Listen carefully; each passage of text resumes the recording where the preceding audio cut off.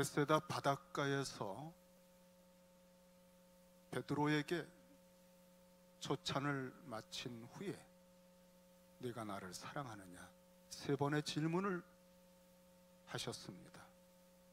그리고 베드로는 통과를 했습니다. 파이널 테스트에 합격을 했습니다. 내 양을 먹여라, 내 양을 치라. 주님이 맡기실 수 있는 가장 소중한 영역을 베드로에게 위임해 주셨습니다. 그리고 거기서 끝나지 않고 이제 베드로가 어떤 식으로 인생을 마칠 것인지, 그의 죽음이 어떤 모양이 될 것인지를 말씀해 주셨는데, 십자가에 못 박혀 순교하는 것입니다. 그 말씀까지 하시고 19절에 보면 이 말씀을 하시고 베드로에게 이르시되 나를 따르라 하셨습니다.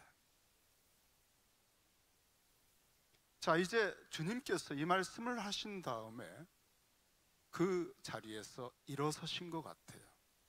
그리고 벳세다 해변을 좀 거니시는, 앞서 걸어가신 것 같습니다. 이제 베드로도 나를 따르라고 하시는 말씀과 더불어서 자리에서 일어나 주님을 쫓아가고 있었습니다. 나를 따르라, 이것은 2인칭 단수 명령형입니다. 베드로를 초청하신 겁니다.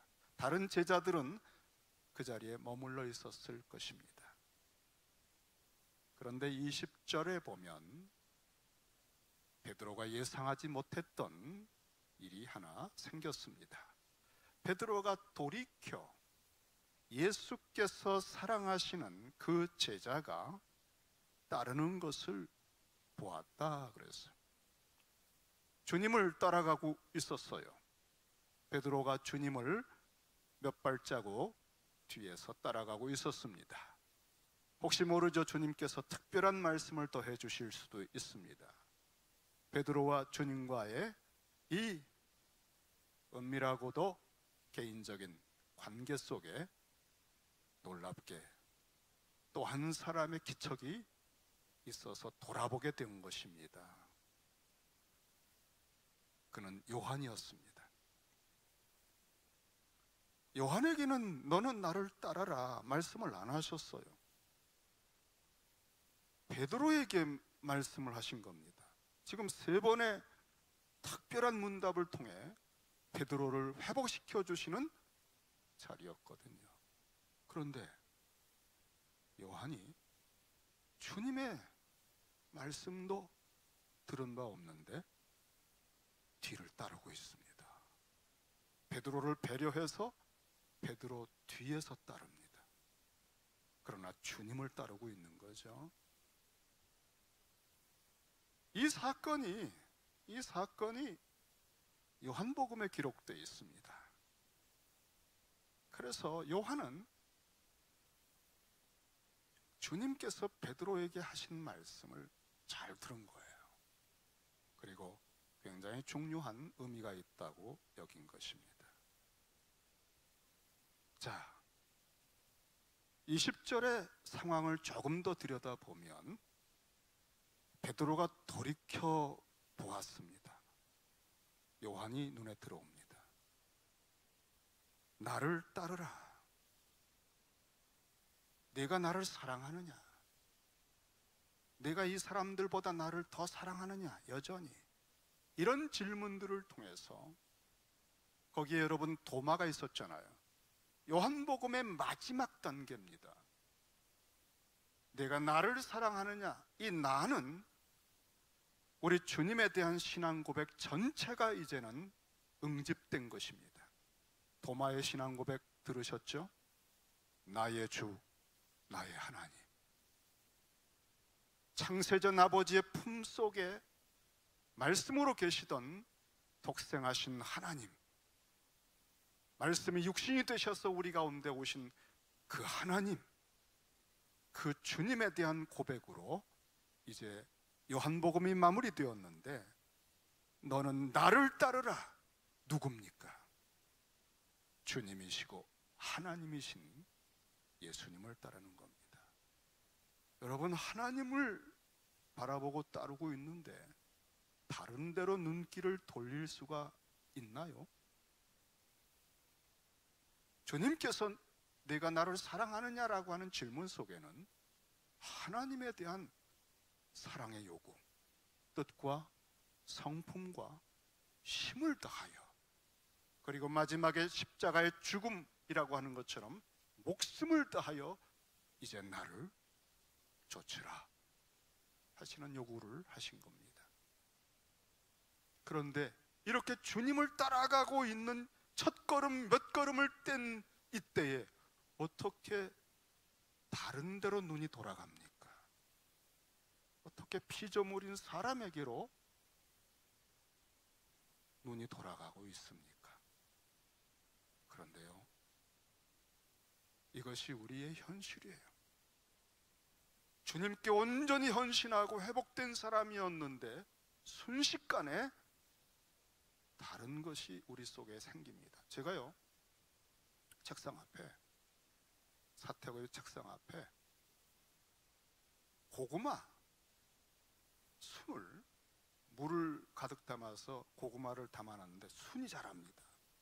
그 순이요, 제가 사무실 갔다 오면 또 쏙 나와서 자라고요. 그래서 순이 이만큼 자라면 또 잘라요.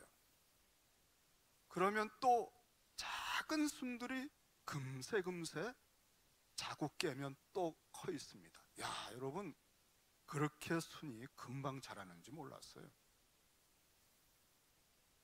참 포도나무 되신 주님께 이제는 가지로 3번을 부인할 수밖에 없는, 주님을 떠나서는 아무것도 할 수 없다는 것을 전 이스라엘 역사를 통해서 포도나무 노릇할 수 없다는 것을 검증을 해서 대표로 12지파의 실패를 12제자의 대표인 베드로가 3번을 부인하면서 처절하게 무너질 수밖에 없는, 참 포도나무 되신 주님을 떠나면 누구라도 이렇게 무너질 수밖에 없다는 것을 대표로 겪어서 입증을 했는데, 그래서 이제는 전심으로 주님만을 의지하고 따라야 된다는 사실을 다짐을 받았는데, 이렇게 포도나무 가지가 딱 포도나무에 붙어 있는데도 말이죠, 그 가지에서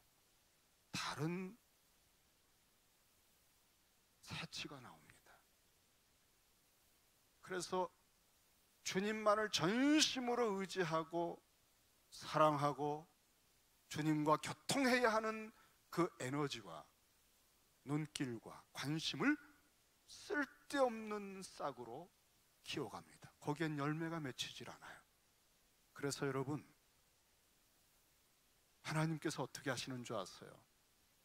참 포도나무 되신 주님께 정확하게 붙었을지라도 그 가지에서 생기는 쓸데없는 에너지와 시간과 마음을 흐트러지게 하는 그런 쓸데없는 가지들을 계속 가지치기를 합니다. 그걸 즉각 잘라내지 않으면 커다랗게 자라서 정말 우리 인생, 짧은 인생에 모든 힘을 소진케 해요. 순전하게 회복된 베드로에게 순식간에 이런 가지가 자란 거예요. 여러분, 방심하시면 안 돼요. 무슨 굉장한 은혜를 받았다고 방심하시면 안 돼요. 몇 시간 후에 우리 속에는 또 인간적인 생각들이 드글드글 거리고 있다는 걸 많이 경험하셨죠.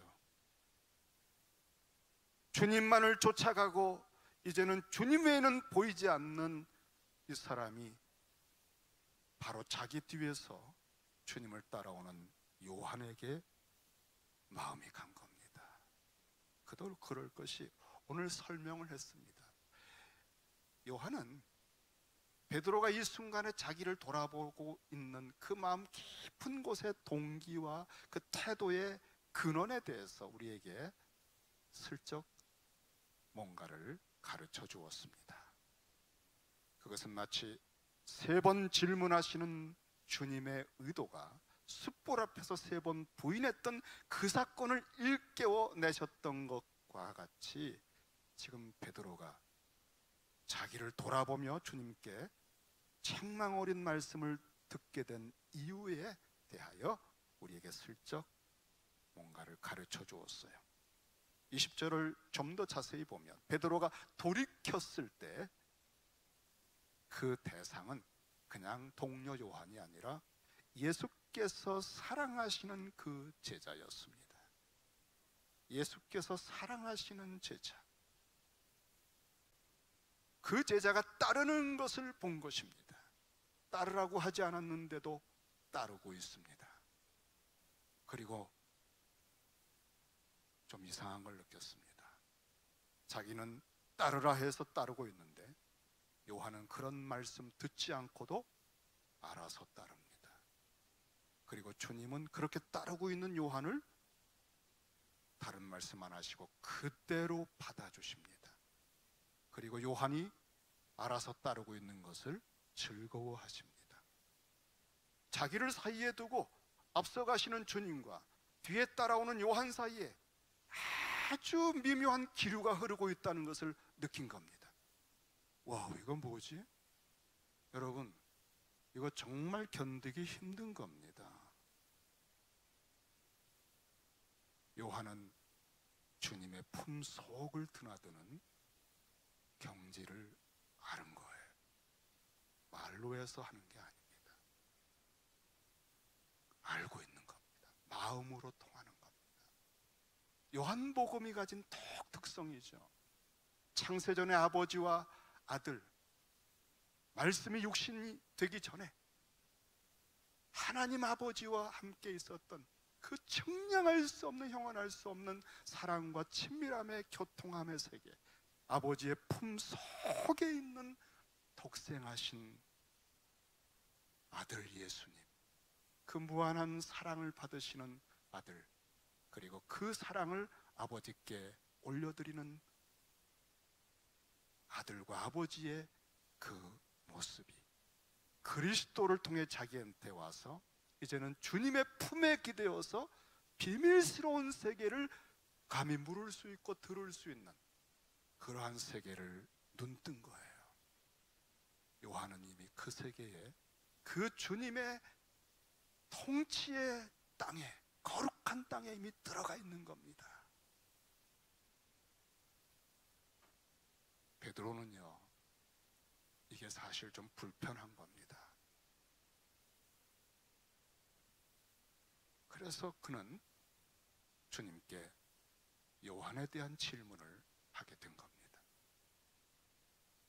이제 조금 더 이 베드로의 마음 하나를 우리에게 상기시켜 주는 표현이 나오지요. 그 사랑하시는 제자, 예수의 사랑하시는 제자가 누구였는가? 그는 만찬석에서 예수의 품에 의지하여 주님을 파는 자가 누굽니까? 묻던 자더라. 요한복음은 1장에서 12장까지 주님이 2장에서 공적으로 등장하신 후에 12장까지 많은 사람들을 대상으로, 때로는 수만 명까지도 대상을 향해서 주님의 표적과 말씀을 전해주셨습니다. 그리고 12장 이후에 주님께서는 특별하게 6월절에 십자가를 지러 가시기 전에 제자들만 따로 다락방에 모으셔서 이제 이 세상의 환난과 십자가 이후의 모든 어떠한 곤경에서도 능히 견뎌낼 수 있는 세상을 이기신 주님의 평강을 주시기 위해서 13장에서 14장, 15장, 16장, 그리고 17장의 그 놀라운 대제사장의 기도까지 어마어마한 메시지와 사랑을 쏟아 부으셨습니다. 13장 초반은 시작하기를, 이제 주님은 당신이 승천하실 때가 된 줄 아시고 자기의 사람들을 사랑하시되 끝까지 사랑하셨다고 합니다. 영원한 사랑이 이 제한된 시간 안에 쏟아져 부어지는 것을 요한은 너무너무 가슴 저리게 느낀 겁니다. 12장까지도 특별하게 주님을 쫓으며 그 사랑을 배워서 변화가 되었지만, 이제는 12 제자만 따로 딱 모은 최후의 만찬석의 그 자리는 요한에게는 너무나 특별한 사랑이 주님의 가슴으로부터 터져나오는 것을 맛보면서, 그 12 제자들은 그 당시에 사실은요, 누가 크냐라고 하는 아주 팽팽한 서열 다툼의 긴장감을 가지고 있었어요. 그런데 바로 그 특별한 자리, 12만 모아놓은 자리에서 주님은 요한을 당신 곁에 두신 겁니다. 베드로에게 있어서 상당히 불편했던 그림이죠. 그리고 너희 중에 한 사람이 나를 팔 것이라고 하는 그 충격적인 말씀을 듣고 베드로가 주님의 품에 기대어 있는 그 요한에게 머리짓을 해서 누구인지 좀 알아보라고 부탁을 합니다. 여러분, 주님의 가슴 속에 있는 아주 깊숙한 비밀들을 교통할 수 있는 사람이 요한이었습니다. 아버지의 품 속에 계신 주님만 아버지를 온전히 나타내 주신 것처럼, 그리스도의 품에 기대어 있던 사랑받는 제자만이 이러한 비밀들을 다른 제자들에게 듣고 전해 주었던 겁니다. 바로 그 장면, 베드로에게 너무나 불편함을 느끼게 했던 그 첫 장면 이후에 베드로는 3번을 부인하고요,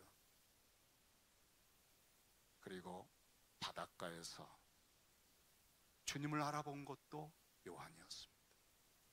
자, 그러니 여러분, 그 주님과 미묘한 아주 깊은 사랑의 세계를 교통하고 있는 요한이 베드로에게는 언제나 떨쳐낼 수 없는, 결코 내 생각에서 제외시킬 수 없는 그런 경쟁자요, 동료였던 것이죠. 그래서 오늘 이 사건의 의미, 내면의 깊은 곳의 동기가 돌이켜보는 베드로의 마음이 무엇인가를 슬쩍 우리에게 추측하게 해준 거예요. 21절에 보면은 이에 베드로가 그를 보고, 요한을 보고 예수님께 여쭈어 보았습니다. 주님, 이 사람은 어떻게 되겠습니까? 주님, 저의 미래를 다 아시고 제가 마지막 어떤 임종을 할지를 말씀해 주셨는데 요한은 어떻게 되지요? 앞으로 함께 동력을 해야 하고 앞으로 함께 가야 하는 이 요한에 대한 궁금증이 정말 관심과 어떤 리더로서의 배려와 그런 것이었을까요? 맏형으로서의 염려였을까요? 그 마음 깊은 곳에 무엇이 있습니까? 주님만을 따라가고 있는 참 포도나무에 붙은 가지에서 어느새 싹트지 말아야 할 순이 자라고 있는 거예요. 그걸 더 키웠다가는 열매를 맺을 수가 없습니다. 좋은 열매를 맺을 수가 없어요.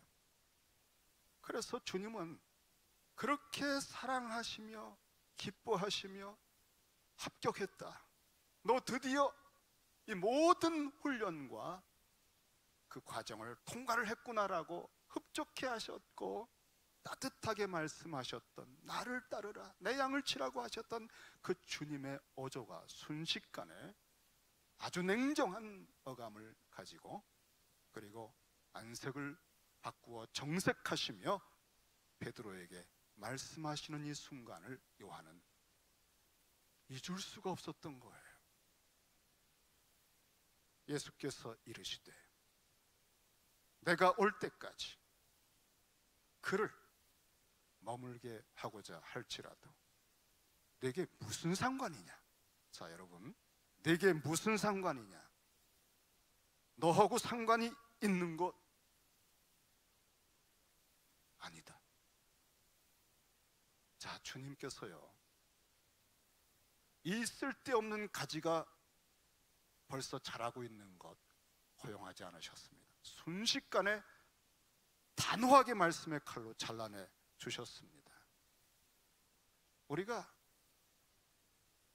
포도 열매, 극상품 포도 열매를 이제는 예수 그리스도의 참 포도나무 되심에 붙어서 맺을 수 있어요. 우리의 인격, 우리의 사역의 헌신, 우리의 모든 경험과 학위를 가지고는 그 하나님의 하위 비율을 가진 절대적 기준에 합당한 극상품 포도 열매는커녕 찌그러지고 쉬고 들포도 같은 것밖에 맺을 수 없는 우리들입니다. 오직 참 포도나무 대신 다 치루어내셨다고 완성하셨다고 선포하신 그리스도에게 붙을 때만 아무것도 아닌, 어느 정도로 아무것도 아닙니까 여러분? 3번을 부인할 수밖에 없는, 내 힘을 가지고는 절대 이룰 수 없는 그 최고의 극상품 포도 열매를 우리가 맺을 수 있다는 거예요. 그러니까 이 극상품 포도 열매를 맺어서 그리스도를 닮아 완전히 성화되어 가는 길을 가로막는, 이런 쓸데없는, 초점을 예수께 딱 맞추고 가는 길을 가로막는 쓸데없는 관심들과 쓸데없는 생각들과 쓸데없는 논쟁과 쓸데없는 책 읽기와 쓸데없는 취미들에 대하여 그게 내게 무슨 상관이냐? 너는 나를 따르라. 나는 너를 개바로 불렀다. 창세전에 아버지와 의논하면서 너는 교회 초석으로 될 것이다. 그것을 위해 너를 위해 훈련했고, 지금도 너를 그 마지막 영광스러운 죽음까지 내가 너를 이끌어가고 있다.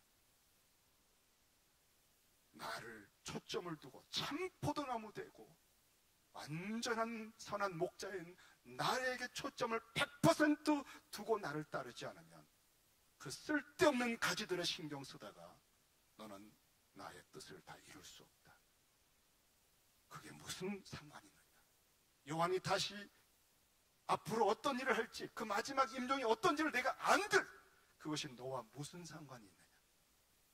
너는 내가 너의 이름을 부른 그 사람으로 성취되기 위해서는 절대적으로 나에게 초점을 맞추고 너의 뜻과 성품을 다 기울여 나를 따라야만 이루어지는 것이다. 너는, 여러분, 처음 주님께서 베드로에게 말씀하실 때 나를 따르라 그러셨어요. 그런데 지금 요한에 대해서 곁눈질을 하고 있는 그에게 꾸짖으시면서 다시 하신 말씀이죠. 강조한 대명사를 썼습니다. 너는, 개바로 불리움받은 너는, 요한은 요한의 길이 있고 요한은 요한의 사명이 있고 은사가 있고 부르심이 있어. 그것은 내 소관이야. 너하고는 상관없어. 주제넘게 기웃거리지 마. 그 사람 어떻게 될지 판단하지 마. 너는 나를 따르라. 제가 이 말씀을 준비하면서 재밌는 단어 하나를 생각했습니다. 오지랖이라고 하는 단어가 있어요. 오지랖. 여러분, 오지랖이 뭔지 정확하게는 국어사전을 찾아보기 전에는 모르실 거예요. 그런데 오지랖이 넓다 하는 얘기를 들어보신 적이 있을 겁니다. 그게 무슨 뜻이죠? 대략 쓸데없이 그냥 자기가 하지 않아도 되고 하지 말아야 되는데 여기저기 그저 다니면서 일을 벌리고 참여하고 참견하고 하는 그런 사람을 참 오지랖도 넓다 그렇게 말하죠. 오지랖은요, 겉옷 자락을 말합니다. 겉옷의 앞자락을 말해요. 그래서 제가 이 말씀, 너는 나를 따르라, 이 말씀에 묵상을 하는데, 이 말씀을 온전히 지키려면 내게 무슨 상관이 있느냐라고 하는 가지치기의 말씀을 경험을 해야 되겠더라고요. 왜냐하면 그것이 우리의 시간과 관심과 생각들을 분산시키고 주님께 대한 초점을 놓치게 만드는 거거든요.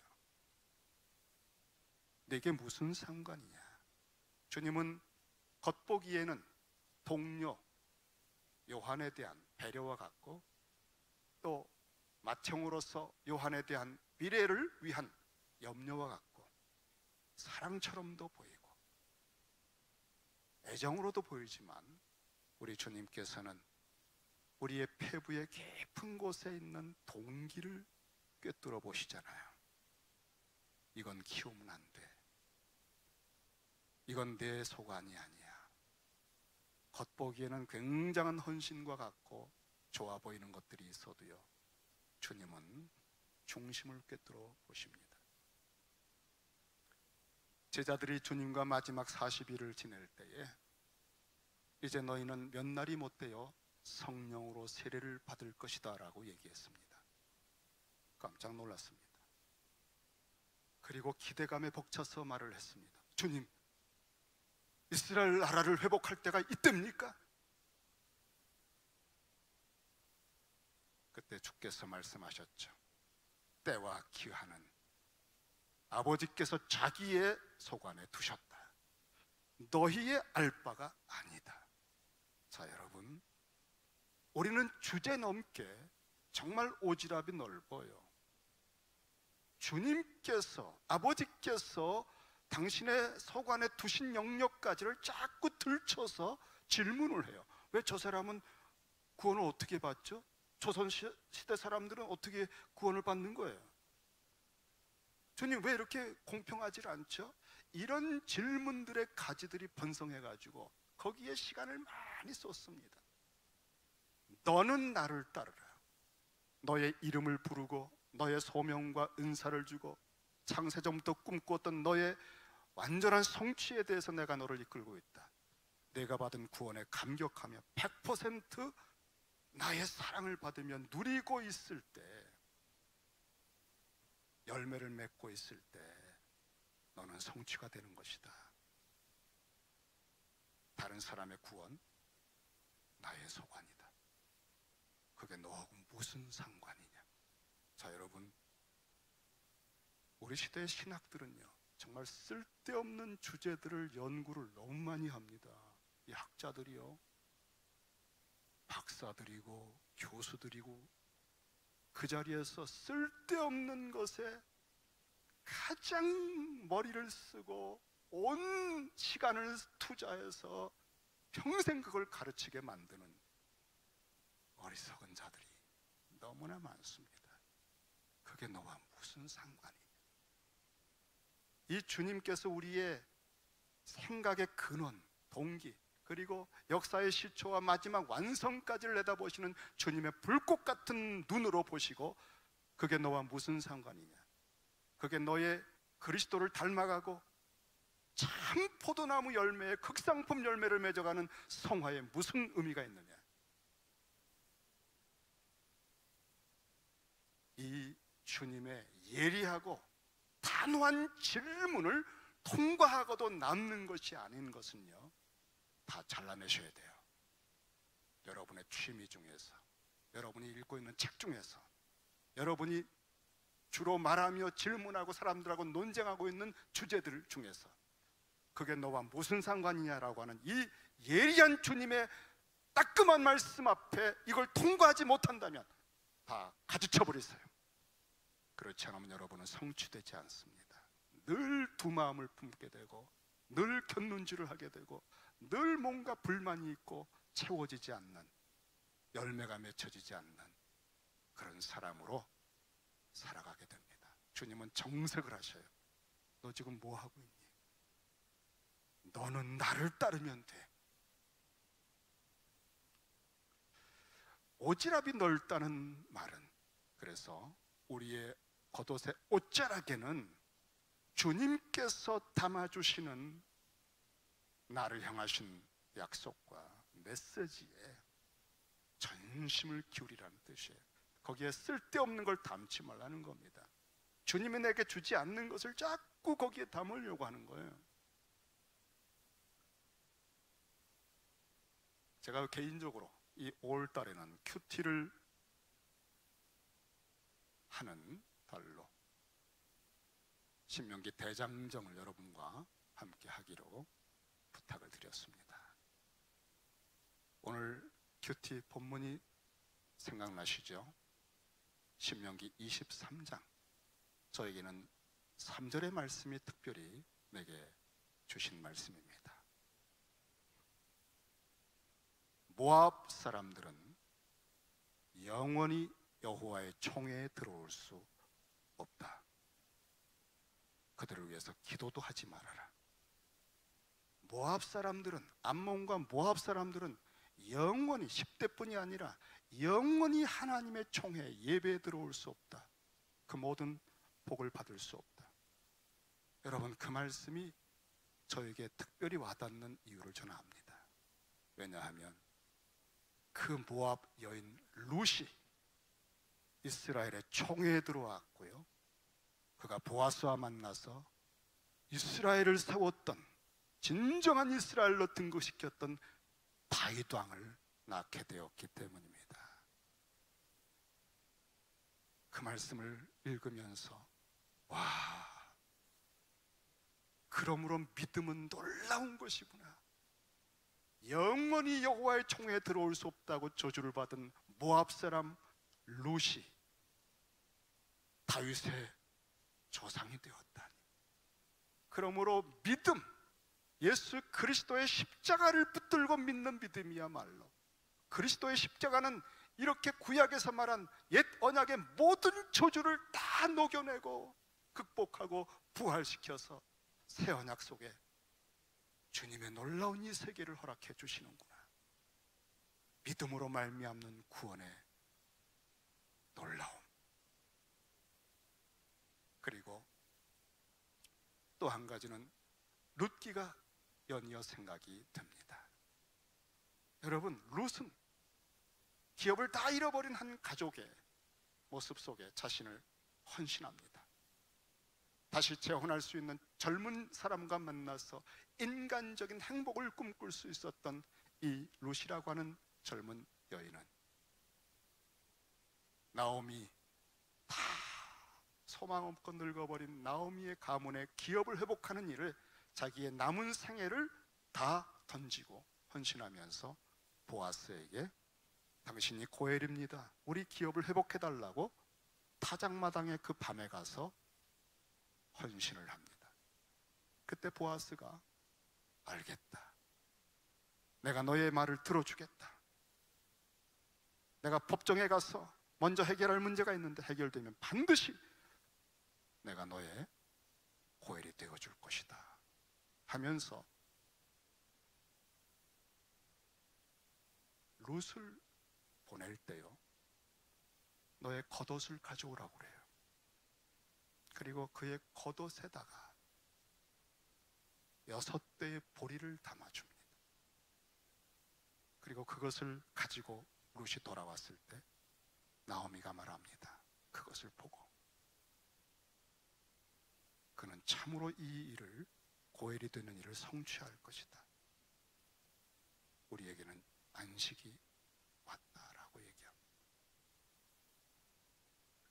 그리고 그 다음 성문 앞에서 보아스는 자기가 고엘이 되는 법적인 것을 마침표를 찍습니다.